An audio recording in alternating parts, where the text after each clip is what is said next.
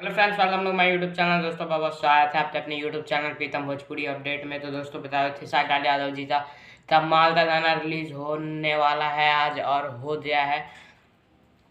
मैं थोड़ा लेट से वीडियो बना रहा हूँ और बता दो गाने का नाम है देवराज से जिया तोड़ले बाटे। जी हाँ दोस्तों, खेसारी यादव का ये सोलो सॉन्ग है और श्याम देहाती आज़ाद ने लिखा है, वही श्याम देहाती जो आज हमारे बीच में नहीं है।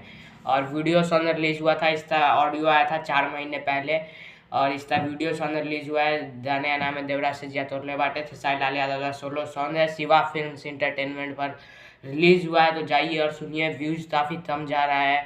तो एंगल म्यूजिक से आया था, उसका भी व्यूज़ काफ़ी कम जा रहा है। इसका रीज़न आप जानना चाहते हैं तो कमेंट में हमें ज़रूर बताइएगा, हम आपको बताएंगे कि क्यों व्यूज़ कम जा रहा है।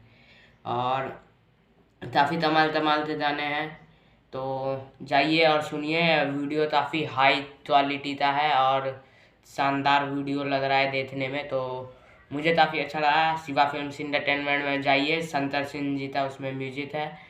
तो जाइए और सुनिए। जय हिंद, जय भारत।